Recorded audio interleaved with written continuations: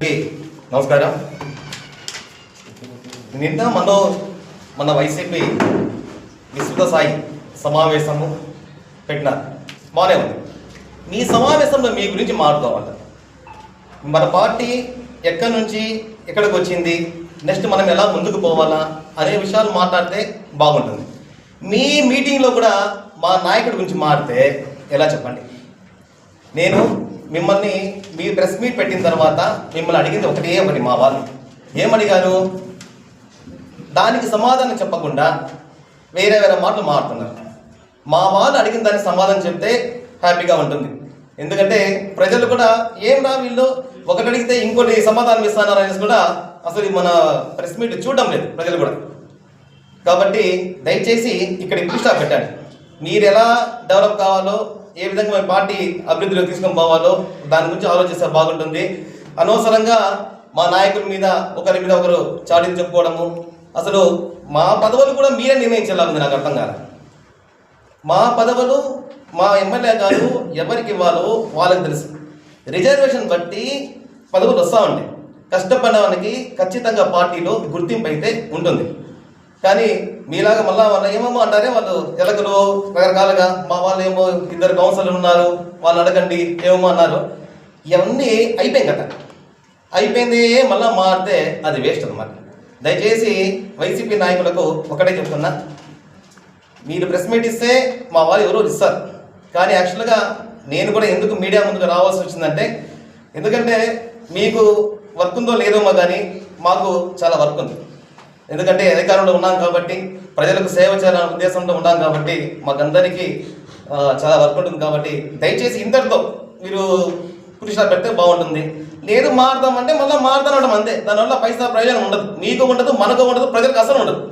కాబట్టి దయచేసి మీడియా వాళ్ళు కూడా ఒకటే విజ్ఞప్తి, మీరు కూడా దీన్ని కొద్దిగా క్లోజ్ చేస్తే బాగుంటుంది రిక్వెస్ట్ చేస్తున్నారు. ఎందుకంటే మాది ఇస్తాం, మళ్ళీ ఇస్తాం, మీకు పోయే ప్రసాద్ గారు ఎందుకు అనేసి. ఓకేనా, మాదేముంది థ్యాంక్ యూ వెరీ మచ్.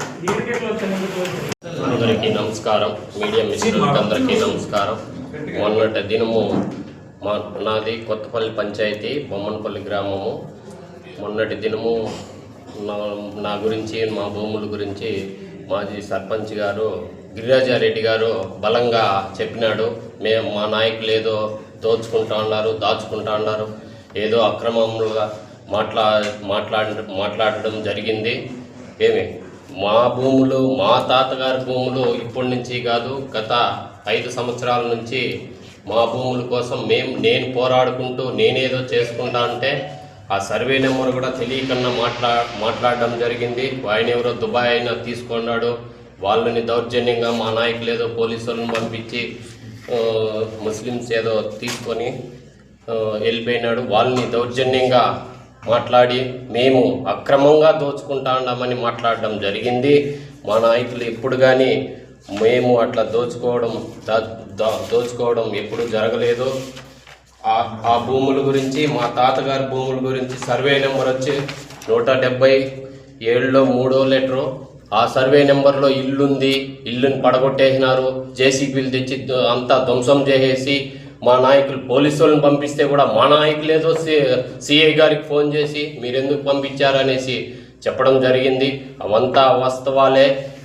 ఇంకా వాళ్ళు గత ప్రభుత్వంలో నన్ను 161లో 3వ లెటరు, అది మా తాతగారు భూములే ఇవంతా మా నాన్నగాళ్ళకి వచ్చింది.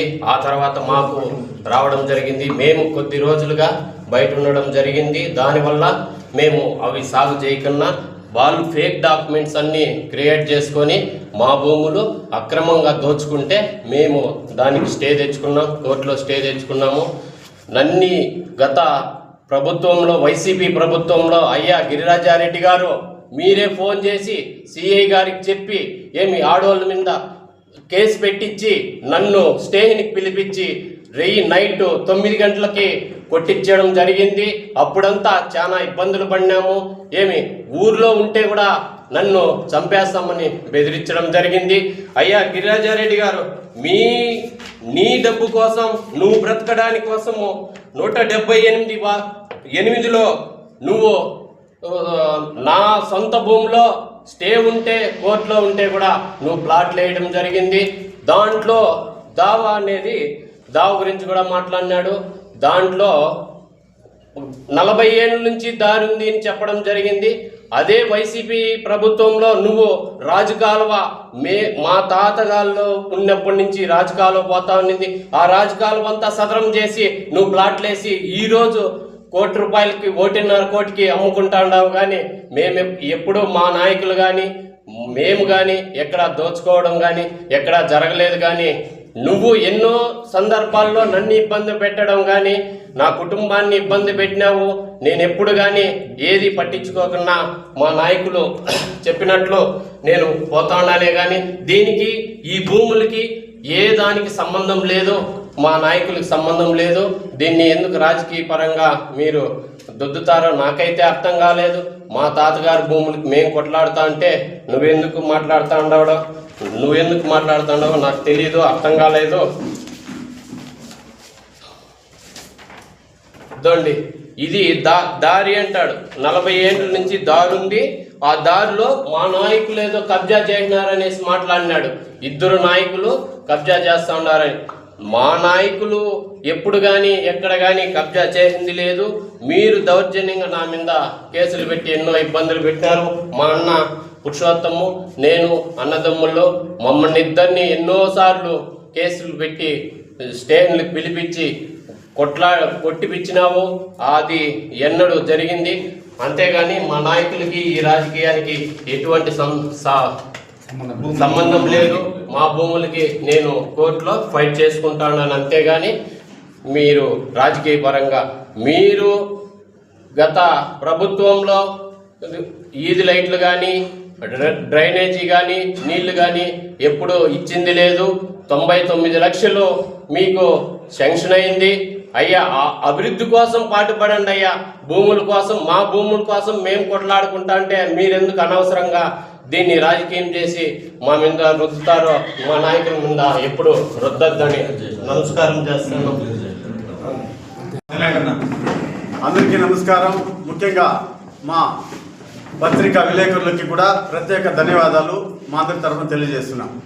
అంటే ఇదివరకే కొన్ని రోజుల క్రితం మన ఎమ్మెల్యే గారు అయితేనేమి సంబంధించిన నాయకులు అయితేనేమి ఏదో ఒక మీటింగ్ పెట్టుకున్నారు. వాళ్ళు మీటింగ్ పెట్టుకున్నప్పుడు వాళ్ళు ఏం చేయాలంటే వాళ్ళ అభివృద్ధిని కానీ వాళ్ళు చేసే అభివృద్ధిని కానీ చెప్పుకొని, అంతేగాని ఏదో మీటింగ్ పెట్టుకునేది మన కోసం మన అభివృద్ధి చేసుకునే ఒకటి అమరన్న గురించి మాట్లాడేంత హక్కు ఆయనకు లేదు. అమరన్న ఎక్స్పీరియన్స్ ఆయన అనుభవం అంత లేదు నీ వయసు. ఆయన పుట్టినప్పటి నుంచి రాజుగా, మగధీరుడుగా, వీరాది వీరుడుగా, మచ్చలేని నాయకుడుగా ఎదిగినాడే తప్ప నీ మాదిరి కోర్టుల్లో అక్కడ ఇక్కడ పోయి ఇవే కోర్టులంతా చీలు కట్టుకుని నిలబడుకునే వ్యక్తి కాదు అతను. అభివృద్ధి అంటే అమరన్న అంటే అభివృద్ధి. తెలుగుదేశం ఎప్పుడు కూడా రైతులు కానీ అన్ని విధాలు కూడా కాపాడుకునేది తెలుగుదేశం పార్టీ. ఈ తెలుగుదేశం పార్టీని ఈ కూటమి ప్రభుత్వంని విడదీసేదానికి మీరు లేనిపోని కక్ష రూపంలో మాకు కలతలు పెట్టి మీ కుట్ర రాజకీయం చేస్తే మేము దీన్ని సహించం. ఎందుకంటే ఎన్నో విధాలుగా చూస్తున్నాం. ఎక్కడన్నా కానీ మన అమరన్న గారు అతను కానీ వాళ్ళని కానీ ఎక్కడన్నా కూడా విమర్శించే విధంగా ఎక్కడన్నా ఉందా?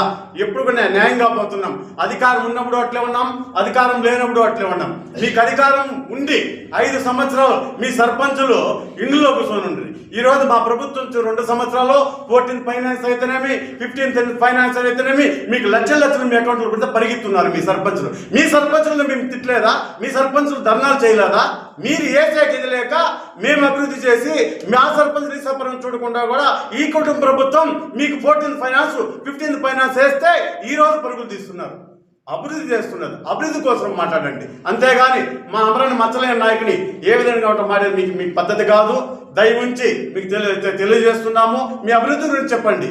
తర్వాత ఇంకా క్రమశిక్షణ పార్టీ తెలుగుదేశం ఏ విషయంలో తీసుకున్నా ఈవెన్ కింద సర్పంచ్ నుంచి even CM Chandrababu Naidu level వరకు కూడా ఒక ఫోటో కాల్ ఉంటుంది, ఒక సబ్జెక్ట్ ఉంటుంది. ఎవరు కష్టపడినారు వాళ్ళకి మాత్రమే పదవులు దక్కుతుంది తెలుగుదేశంలో. మీ మాదిరి ఇంకోటి ఇచ్చి డాక్టరేట్లు అవి తీసుకునే సబ్జెక్ట్ ఉండదు.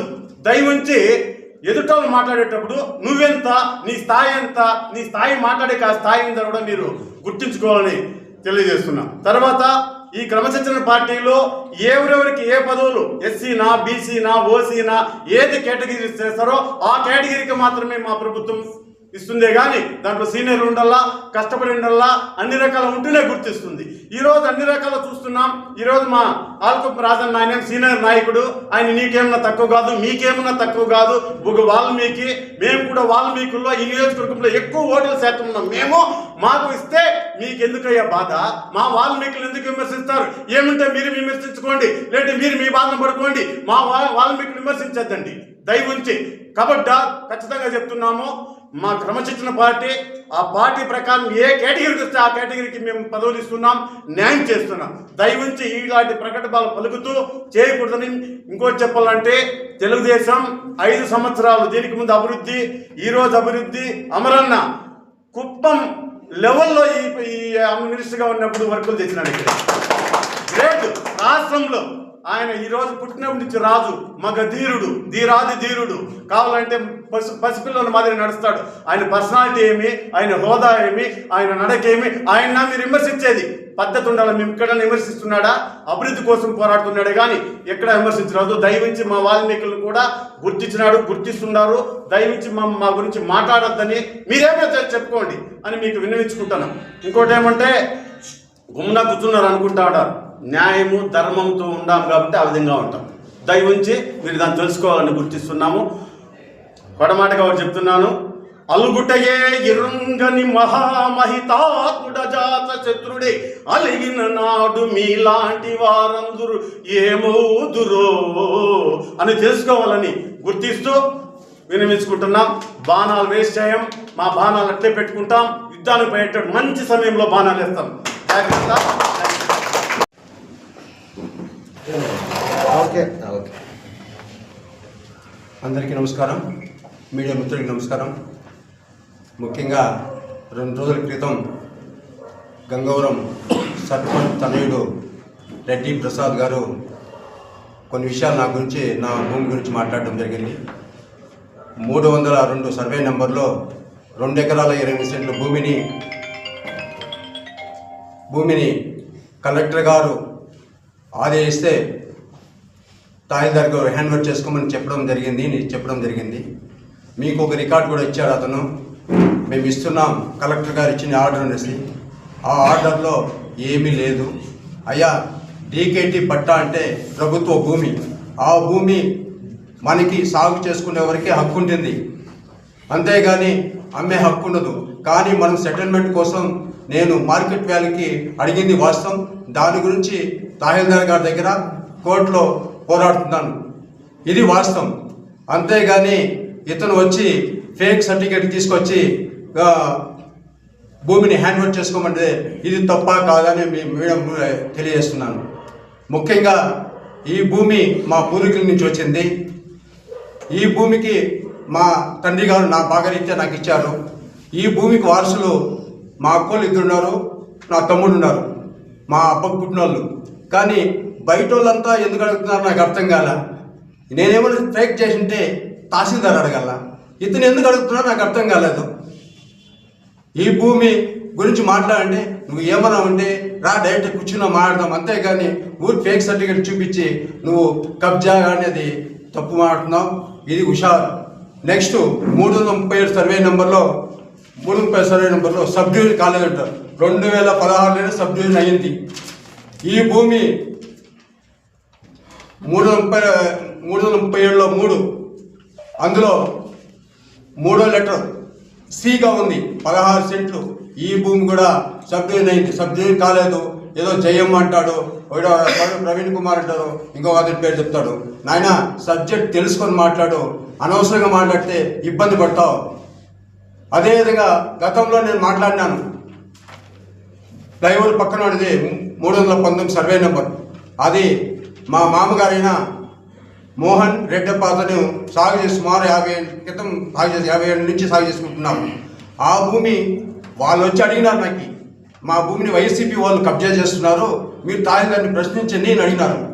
ఆ విషయాన్ని నేను తహసీల్దార్ తీసుకెళ్తే వాళ్ళు, అయ్యా మా వాళ్ళు తెలియకుండా ఇచ్చినారు, ఈ భూమి ఆల్రెడీ మా వాళ్ళు ఇచ్చారు, వాళ్ళే కలెక్టర్ ఆఫీస్కి పిలిపించి దీన్ని క్యాన్సిల్ చేసినారు, ఇది ఆన్లైన్లో చేస్తే రాదు అని ఆ సర్టిఫికెట్ అన్ని కూడా పోయిన సర్టిఫికెట్ ఇచ్చింది తహసీల్దార్ గారే. అంతేగాని కబ్జా చేసేది మీరు, మాది కబ్జా అంటున్నారు. అదేవిధంగా ఈ శ్మశాన పొరంబోకులో ఎంఆర్ఓ నెంబర్ వేశారు, హద్దులు శ్మశాన పొరంబోకు హద్దులు పెట్టారు. ఈ విషయం చెప్పు అంటే ఈ విషయం దాటేసి ఏదో విషయం అంతా మాట్లాడుతున్నారు. ఒకటే చెప్తున్నాను, నువ్వు ఏమన్నా ఉంటే నువ్వు అభివృద్ధి, నేను గతంలో 5 సంవత్సరాలు సర్పంచ్గా పనిచేసా, నువ్వు ఇప్పుడు 5 సంవత్సరాలు పనిచేసావు రా, నువ్వు నేను తెలుసుకున్నాం, నీ అభివృద్ధి ఎంతో నా అభివృద్ధి ఎంతో తెలుసుకున్నాం. కనీసం ఒక గతంలో స్వచ్ఛ భారత్ కింద అమర్నాథ్ రెడ్డి గారు 2 ట్రాక్టర్లు ఇచ్చారు. కీర్తిశేషులు శివప్రసాద్ గారు ఎస్సీ ఆయన 1 ట్రాక్టర్ ఇచ్చారు. మీరు సర్పంచ్ అయిన తర్వాత ఆ ట్రాక్టర్ని తీసుకెళ్ళి షెడ్లో పడేశారు తప్ప ఏ రోజు గ్రామాల్లో తీసుకెళ్ళలేదు. నువ్వు నా గురించి మాట్లాడతావు, నీకు దమ్ము ధైర్యం ఉంటే అభివృద్ధి గురించి మాట్లాడడం రా. నా భూమి గురించి మాట్లాడితే మా అబ్బకు పుట్టాలు మాట్లాడాలి, కానీ మీరెవరు మాట్లాడేకి? మీకేమన్నా ఉంటే రా, అభివృద్ధి గురించి మాట్లాడతాం. నేను గతంలో చేసినా నువ్వు ఇప్పుడు చేయనావు, అంతేగాని నువ్వు అదంతా మానుకో. నీకేమన్నా ఉంటే డైరెక్ట్గా మాట్లాడతాం. ఊరికే వీడియోని తప్పుదారి పట్టించొద్దు, ఊరికే వేస్ట్ చేయొద్దు. దయచేసి నేను చెప్తున్నా, తెలుసుకో. ఈ అవకాశం మీ అందరికీ ధన్యవాదాలు.